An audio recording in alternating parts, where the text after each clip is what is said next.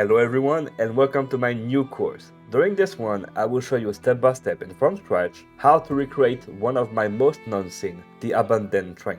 My name is Michael.G, I'm senior level and vegetation artist and I will be your instructor for this course. For the short story, this scene was originally created on UE4, but beyond teaching you how to recreate it, it's the opportunity for us to update it with modern tools. This course is divided into 8 chapters, each dedicated to a specific task. The first one is dedicated to Cedars, from the structure creation to several 3D branches baked as a texture for the final foliage. We see every stage for real-time optimized tree creation. The second chapter is dedicated to the Hickory tree.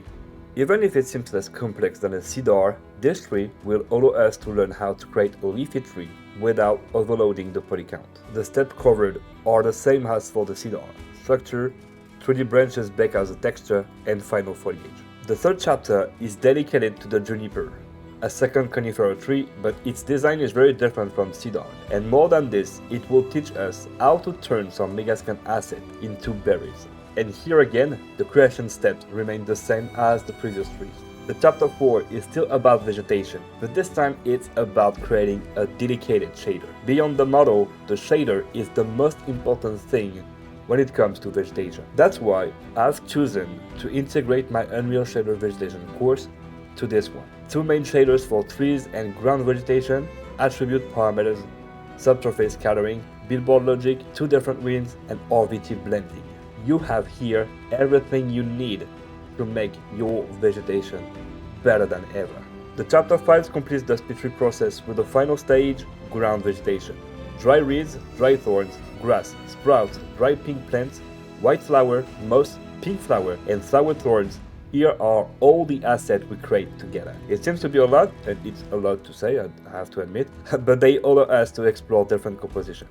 Chapter 6 brings us out the vegetation and put the focus on the terrain. As for the vegetation shader, I decided to integrate the Unreal Shader Auto Landscape course as it contains all the functions needed to create our scene. Automatic rock on slopes and vegetation managed by mask, RVT, distance variation, shadowed parallax occlusion mapping, and nanite tessellation, everything is here. And we will end this chapter with the creation of 4 different textures. 1 main ground, 2 variations with a rocky version and another with roots, and the rock texture. Chapter 7 is one you probably all been waiting for, the scene creation. On the program, lighting, PCG, LGT, train cover system, advanced movable local fog, new Speedtree wind, and 2 Niagara system, hanging pollen and falling leaves. At the end of this chapter, you will have your own abandoned train scene. And the last chapter covers rendering with the movie render queue. 4K rendering, custom presets, camera shake, dynamic movement. You will learn all you need to know to create your own renderings.